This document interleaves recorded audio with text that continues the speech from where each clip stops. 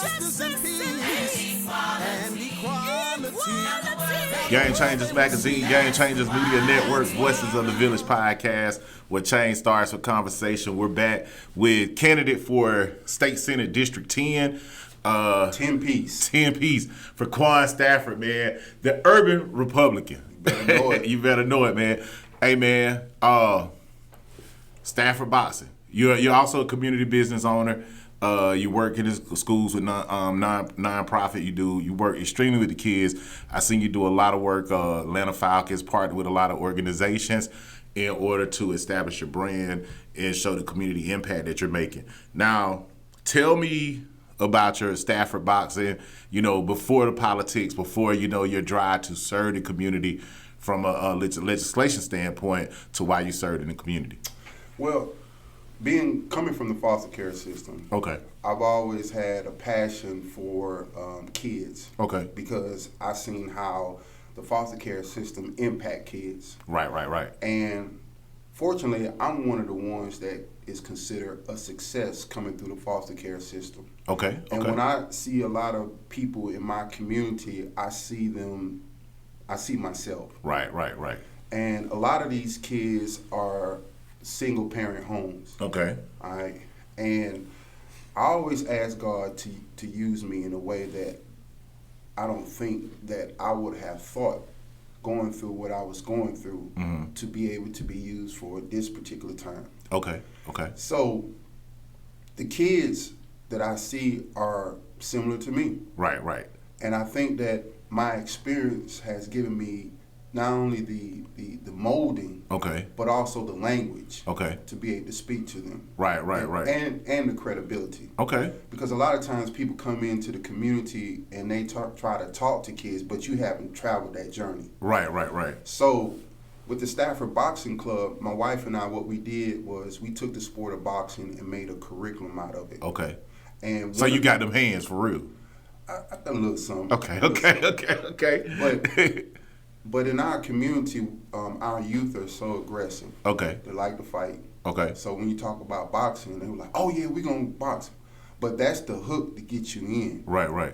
So we partner with Truist Bank, we partner with Walmart, and we partner with some other organizations. Okay. Right?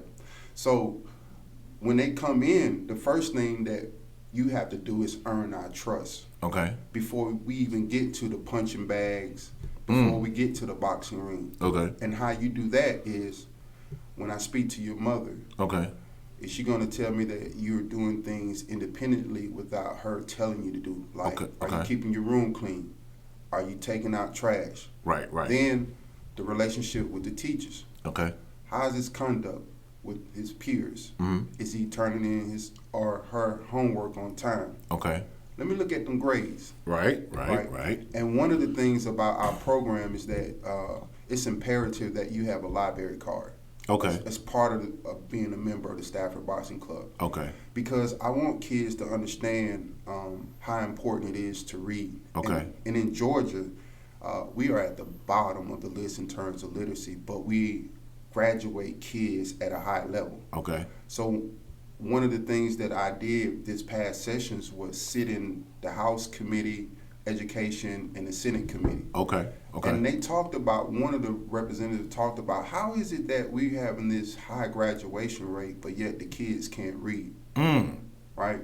So with the Stafford Boxing Club, we focus on that. And then by it being my wife and I, the kids get to see a husband and a wife in real life come together and work. Working together. Correct. Working together. Something that they don't see in their homes. Wow. And so, to be honest with you, Andrell, that really plays a major role. It definitely does. I agree with you, man. And I'm looking at it. And one thing I saw in following your social media page is you and your wife work together. And I think I personally feel like that is the mecca for the family. You know what I'm saying? 100%. When husband and wife are working 100%. Together and they're building and they're showing their not just their family but their community the model of what the goal is. You understand what I'm saying? Now, what role does your wife play when it comes down to Stafford Boxing and, kind of, making sure that you guys are reaching these what we call at-risk youth, right? Mm-hmm. What role does she play to help you in this ministry? Well, first of all, I've been happily married and faithfully to my wife for 17 years. Wow. Congratulations. Thank you. We got married within 3 weeks of meeting each other. Okay. And it's been a journey. And if I had to do it all over again with her, I'd do it. I wouldn't even hesitate. Okay. And, you know, I'm just so grateful for my wife. Right, I really am. And I enjoy being faithful. Okay. I do. I enjoy it. And I see the blessings right. On my life. But it's more than just blessings. Okay. I think that by me being committed to her and only her, it brings a joy in her. Okay. That motivates me to allow myself to fall back and let her lead. So yes. When you talk about what's her role with the Stafford Boxing Club mentoring program, she's the CEO. Wow. She co-founder, CEO. I'm just co-founder. Okay. And what she does is she takes care of the things behind the scenes. Right. Manages it. Correct. Okay. Me, I'm more of the people person, the voice. Okay. But without her, there is no Stafford Boxing Club. Okay. Because she's the marrow in my backbone. Okay. She's the crown of my glory. Okay. And so she brings a level of expertise that only she could do to make this effective and impactful in the school. And to be honest with you, because she's a woman, she opened doors that I would not be able to open. Oh, absolutely. And there's no like competition with us. It's all about completing each other. Right. So she's strong in this area, I'm strong in this area.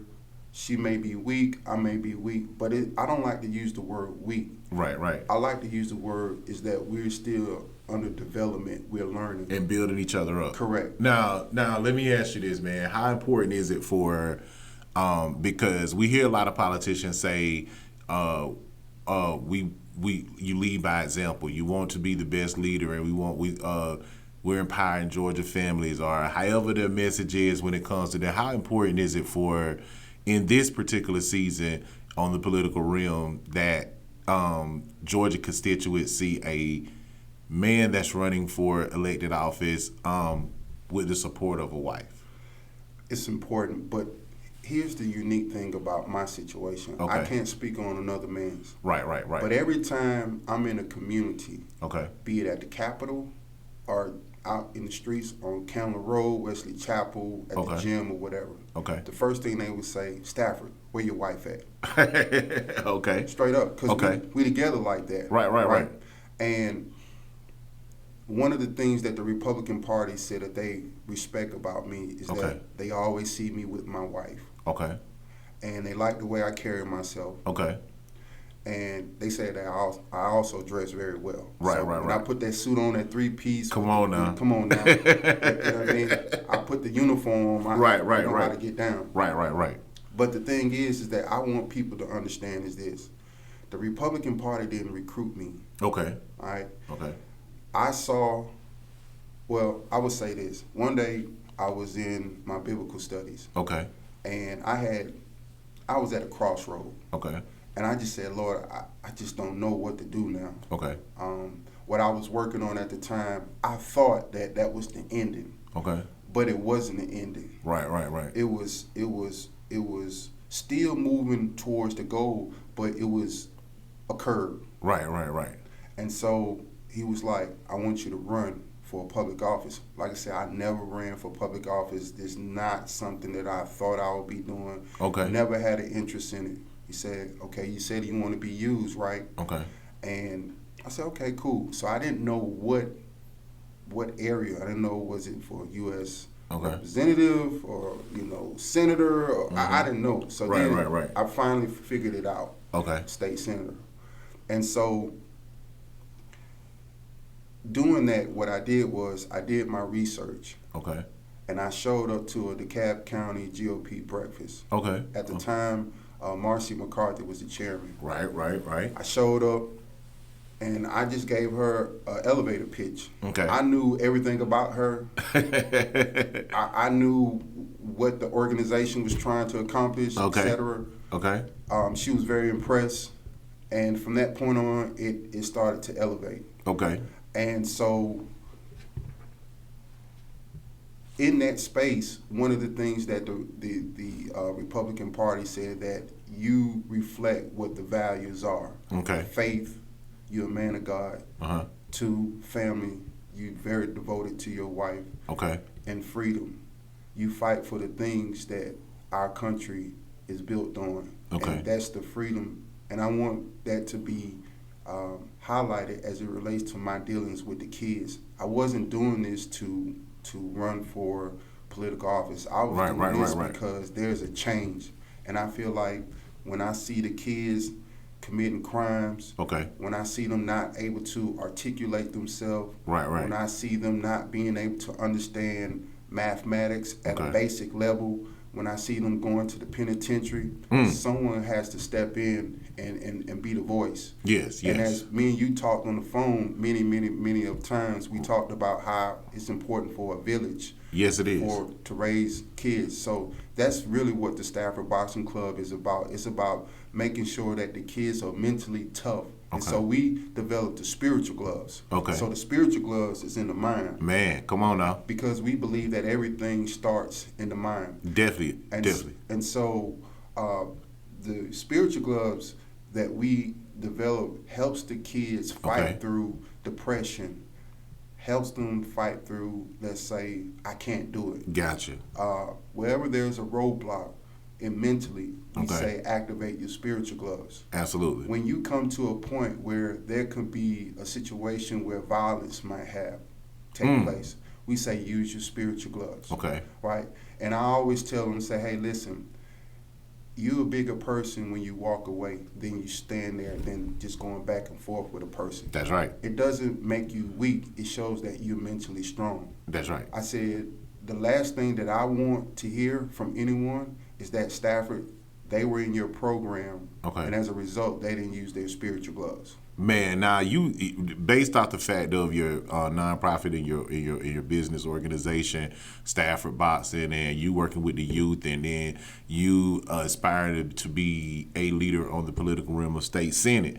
Now, we all know Candler Road. You know, that area is a tough. I mean, it's rough. Southwest DeKalb, all of that. I mean, it's rough over there. You know, a lot of crimes happen. A lot of kids in the streets, guns, violence, drugs, all of those good things, prostitution. What's your plan to reduce all of that in that area and give DeKalb County back its, should I say, leadership crown that DeKalb County once was? Because at the time, I mean, DeKalb County was the leader in Metro Atlanta as the prestige place to live in Metro Atlanta. Well, what I believe, first of all, is that we need some outlets for these kids. I think we also need to change our curriculum in the school system. I think it's outdated. I think that we need to start preparing these kids to acquire trades. All right. Once we start doing that, focusing on our kids, on our youth, I believe that it gives the credibility for credible businesses to come back into the community. When you don't have any outlets for kids, like for instance, everything is monetized. So you got the gym, you got to pay membership. And so a lot of the parents don't have the money for membership. They don't. They don't. And so I just believe that my reputation and my relationships within the Republican Party, I can get those type of resources to this district, to this community that we desperately need to help build economic mobility. And so when businesses come into our community, reputable businesses, they want to be able to hire kids that have great attitudes and be able to perform job functions because they looking at the bottom line. If they look at DeKalb County, Candler Road as a high infested crime, business is not going to come into that community. And so what will address that issue is how can we bring about resources to bring about programs and after school and summer programs to help these kids? Now, the county said that they are doing things, but we don't see enough, particularly on Candler Road. I was just over there in that community yesterday. Okay. And so the thing about me is I'm from the streets. Right. I'm not no politician. Yes, You know what I mean? I definitely agree. And I really believe that's what we need. We Okay. need someone that's not a politician. Okay. And the reason why I say we need someone that's not a politician is because I care. Okay. And I'm not doing this for a name, title. You know what?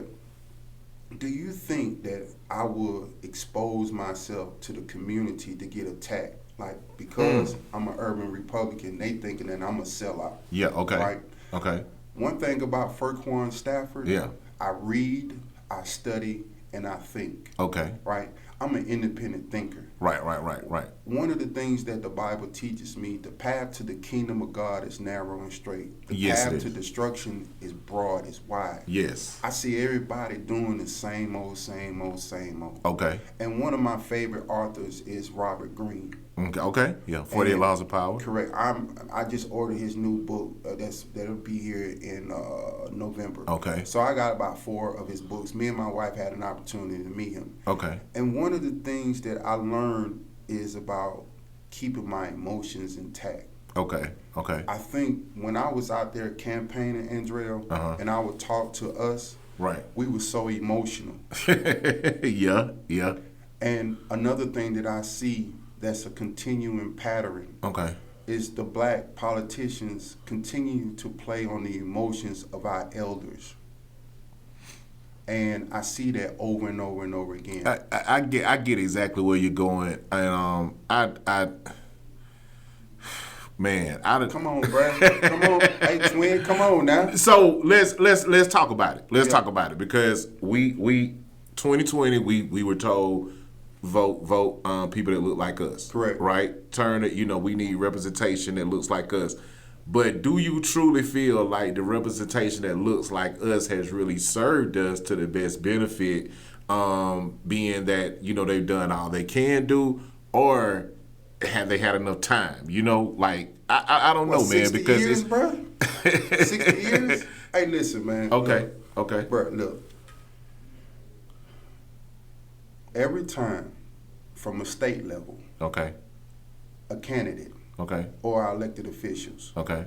say, hey, elect me, I'm going to fight for affordability, Medicaid, Okay. et cetera, et cetera, et cetera. Okay. If you are part of the minority party, you don't make the rules of the game. You sit on the sideline and watch the majority make the rules. Okay. The Democrat Party, listen, I have some relatives that are Democrat, and I love them dearly. Okay. Right? So it's not, I don't like to get into this Republican Democrat. Okay. You know what I mean? I am what I am. Right. I just believe that we need to do something different. Okay. Because we keep doing the same thing over and over and over again and not getting anything done. Okay. And this is what I would say to the constituents, the voters in Henry County and DeKalb County. Okay. You giving black Democrats opportunities. Mm-hmm. Give me an opportunity. This is only a 2-year term. Right. Okay. If I'm not able to deliver, then vote me out. But at least give our community a chance to do something different. Gotcha. I'm at the table. I'm in the room. Right. The seat will give me a seat at the table. Okay. And when I speak, they will listen to me. The reason why they will listen to me, number one, they saying, Stafford, you ran as a Republican in a black community that typically votes Democrat, and they voted you in. What is it about you that a Democrat will vote you in this situation? So because of that, it gives me the credibility. Okay. Right. Another thing, when I'm at the state capitol, I'm really by myself. I'm at the state capitol, I'm learning. Okay. I'm hustling. Okay. I'm trying to figure out who's who, what, this and that. One of the things that I did when I didn't win against Emmanuel Jones, the first thing I did was, hey man, congratulations. Okay. Because I want our community to see that, man, I'm not a divisive person. Right. I build bridges. I don't burn them. Correct. I told him, I said, hey, man, and every time I see Emmanuel Jones at the state capitol, right, Okay. I give him his props. And listen, I'm not endorsing or supporting no Democrats or anything like that, right? Right. But I got to give a man his card. Okay. You got to give it to him. Okay. When I'm at the state capitol and I'm sitting up in the gallery and I'm watching who's who, how they correct themselves, how they carry themselves, etc., and how they get things done. Right. Man, I'm gonna keep it a buck, man. Boy, Emmanuel Jones, bro, he stood out amongst all the other black men down at that state capitol. Right, and I want to, and definitely I want to talk about you talked about the crime rate and poverty in DeKalb County. I know that Senator Emmanuel Jones was an advocate for the school to prison pipeline. Correct. You understand? What's your plan to bring awareness back to the school to prison pipeline, being that DeKalb County and Henry County, the crime rates have gone up, not because they are bad places to live, population and different, demographics. And it's no opportunities for our kids. Okay. It's no opportunity. And so Senator Randy Robertson, he is a retired law enforcement officer. And he sits on that committee down at the state capitol. Okay. And he was very impressed with me. He said, Stafford, I really want to work with you to help these kids. Okay. And I see that, once again, you and your wife doing some work in the community with the kids, but I think it also starts with our school system. Right. So what I did was I drafted SAFRA, Superintendent Accountability and Fiscal Responsibility Act. Okay. The DeKalb County Board of Education have pretty much, in my humble opinion, failed our community. We've hired superintendents repeatedly, and then we no longer hire their services, but the county continues to pay for these superintendents that no longer work for DeKalb County. We also purchase real estate, and we just wasteful spending that I believe can be used not only for the kids, but also for the, I would say, ground level employees for the DeKalb County school system, like the bus drivers, the maintenance. I just saw something recently where, you see someone that's speaking to the Board of Education about incorporating these people so they can get benefits and retirement. I just think that we need to definitely address that issue. And so my legislation will hold the superintendent as well as the Board of Commissioners accountable. And so what gives me confidence is that I met with Superintendent Richard Woods. And one of the things that he told me that was an issue in DeKalb County was leadership. And I believe that leadership is the foundation of everything. If you don't have proper leadership, you don't have a successful business, a successful anything. So having the ability to be the sponsor of a legislation as a Republican in a predominantly Republican controlled Georgia State Assembly gives me that ability, gives me that advantage over the candidate to be able to do things that has not been able to get done. So as it relates to the kids and that prison school to prison pipeline, I think number one is getting resources and making sure that we have legislations to be able to allocate those fiduciary means to DeKalb County and Henry County to help our youth with outlets and also increase their ability to acquire trades. Man, we got to go to another commercial break, man. You hold that thought. We definitely informed on the things that you're saying about changing the demographic of Henry County, DeKalb County, District 10. Got to recognize those sponsors. Shout out to Miles Select Vodka, Reggie and Pam Miles over there. Miles Select Vodka, one of our premier sponsors. Also, shout out to A New Well, Rock Quarry Road, Miss Rhonda Crockett doing phenomenal things with adults living with IDD. Also, a huge shout out to South Atlanta Family Law Firm. Family is a choice. And also shout out to Miller North and Brill, law firm over there, MMB Justice. Make sure you guys stay tuned. Game Changers Magazine, Game Changers Media Network, Voices of the Village podcast, where change starts with conversation. Ease up. And equality.